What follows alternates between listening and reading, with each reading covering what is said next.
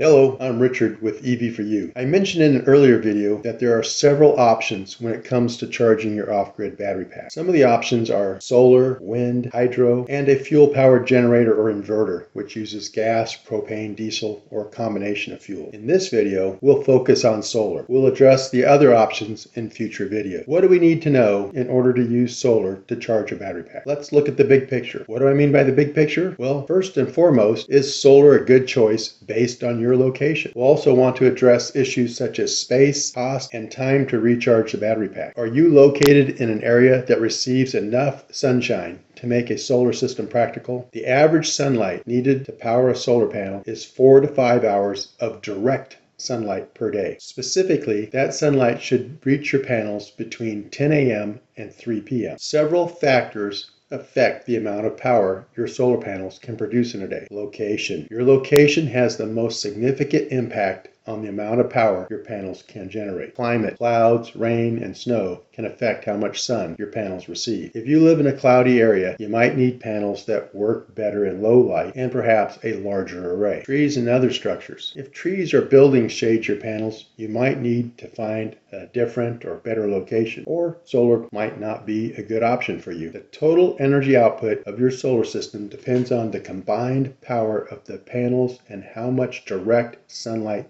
they receive. The optimal sunlight your location receives daily is an important metric to understand before choosing to invest in a solar system. Peak sunlight hours, commonly called peak sun hours, is a standardized measurement used to compare sunlight intensity across different locations. A handy definition of a peak sun hour is a 1 hour period during which the sunlight, sun irradiance, generates 1,000 watts of energy per square meter of surface area. For example, if your location receives 500 watts per meter squared of solar irradiance between 8 a.m. and 10 a.m., those 2 hours combined would be considered one peak hour. If your location receives 5,000 watts per square meter over the course of a 12-hour day, those 5,000 watts equal 5 peak sun hours. It's important to remember that just because there are 10 hours of sunlight in a day does not mean that there are 10 peak sun hours. The sun's intensity changes throughout the day for various reasons, and these changes affect the performance of solar panels. There are several online tools available that can help you calculate peak sun hours at your location, including the National Renewable Energy Laboratory's PV Watts calculator. If your location receives 4 to 5 hours of direct peak sun per day, then solar is a good option for charging your off-grid battery pack. Let's assume that you are located in an area with good direct sunshine and no obstruction. The next step is to decide how much solar energy is needed. That will depend on the daily energy consumption, the size of the battery pack, and how fast you want to recharge the battery pack. For this example, let's use the hypothetical battery pack from our last video. In that scenario, we needed 7.9 kilowatt hours of capacity per day and had decided on a 48 volt battery pack with a 31.5 kilowatt hour of capacity, which should provide 4 days of power without recharging. How much solar do we need to power our energy needs as well as recharge the battery pack? And how quickly do we want to be able to recharge the battery pack? Let's assume again that we have 4 hours per day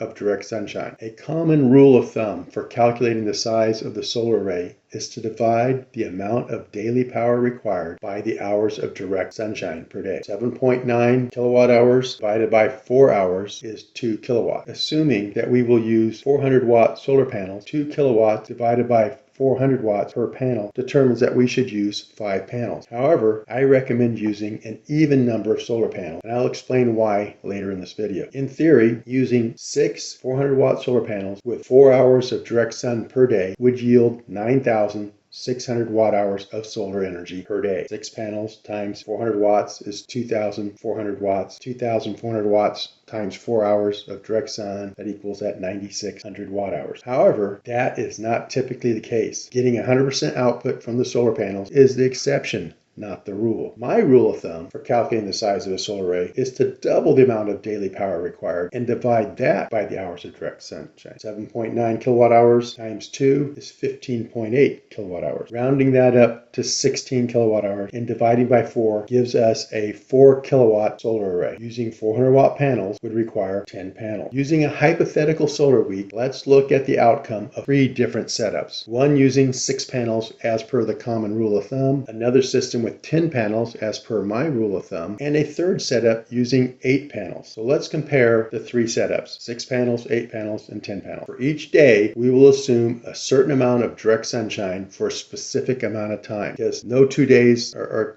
typically the same. So we're going to vary it in this hypothetical situation. We will then record the total amount of energy from the solar array. We will calculate the energy in and out of the battery pack. That's the difference between the solar input and the daily energy usage. That will give us net energy gain or loss for the day. We will then add or subtract that, as the case may be, from the battery pack and record the battery pack state of charge. Example, let's look at day 1 on the 6-panel setup. The solar panels produce 50% of the rated output for 4 hours. The rated output is 2,400 watts. 6 panels times 400 watts each. 50% of 2,400 watts is 1,200 watts. And 1,200 watts times 4 hours of direct sun would give us 4,800 watt hours of solar power input for the day, or solar output. 1,200 watts times 4 hours of direct sun is 4,800 watt hours of solar output for the day. Our daily energy usage is 7,900 watt hours. Since our daily usage is greater than our daily output from the solar panels, we end the day with a loss of 3,100 watt hours from the battery pack. Assuming the battery pack was 100% at the start of the day, we will start the second day with 3,100 watt hours less than the first day. The battery pack capacity is 31.5 kilowatt hours. Less that 3,100 watt hours means that we start the second day with 28,400 watt hours. That means that at the start of day 2, the battery pack is at 90% state of charge. So compare that with the results from the other 2 setups. You can see that with 8 panels, which would be a total of 3,200 watts, that same scenario would produce 6,400 watt hours, and we would still be short of the 7,900 that are required, and so that would subtract 1,500 watt hours from our total pack, which would leave us with 30,000 watt hours, or 95% of the capacity. With 10 panels, they would have produced 8,000 watt hours, which is 100 watt hours more than we consumed, which means that we would still have 100% of our battery pack at the end of day 1. Day 2 is a good solar day, and we start day 3 fully charged. So you can see that on day 2, we had 65% of the maximum capacity for 4 hours and 40% for 5 hours. And so we show what that totals out to be, and then the net for the day. So the total solar in, and then subtract that from the,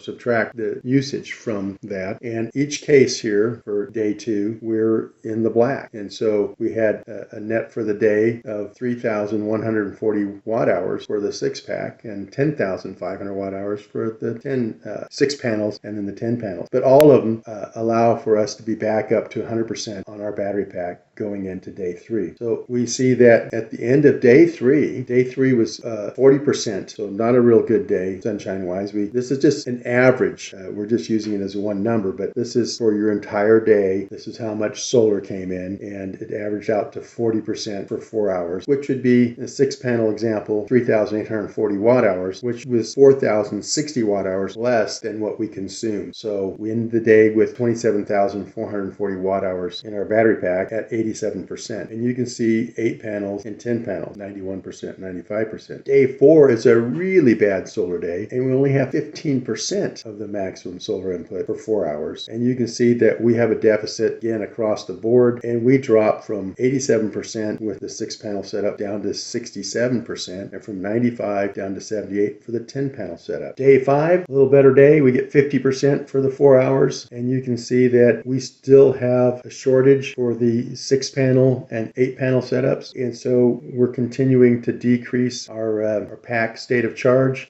Only the 10-panel one, pretty much a break even at just 100 watt hours in the positive. In day 6, really bad, worst day so far, only 10% for 4 hours, and it drops us down to 35%, 46%, and 58%. And then day 7 is a good day, 70% for 4 hours. You can see that yielded 6,720 watt hours on the 6-panel setup, which is still short of the 7,900 watt hours that we consumed. So we still drop down from 35% down to 31% state of charge, but we actually had produced more than we used in the 8 and 10 panel setup, and so we increased from 46 to 50% on the 8 panels and from 58 to 69 on the 10 panel. So that's the end of our hypothetical week. And so we have a range of 31% state of charge with the 6 panel setup and up to 69% state of charge with the 10 panel setup. If after the 7 days we had no solar input for a while, I've listed the battery pack runtime without solar. So in other words, we have snow or whatever, and there's not going to be any solar input. How long could we go with the battery state of charge that we had after the 7 days? Well, with the 6 panel setup, we'd have just over a day of reserve. We'd have 2 days of reserve for the 8 panels, and we'd have 2 3/4 days of reserve for the 10 panel. Now, just a little food for thought here. The time to recharge to 100% with solar input of 75% for 5 hours per day, which would be good. If you could average that day in and day out, that's good solar input for most locations. And if that were the case, it would take 19 3/4 days for the 6 panel to get back to 100%. Because you got to remember, you're still consuming every day. So that's the difference between your consumption and any excess that you generate with the panels. And it would take almost 20 days to get to 100%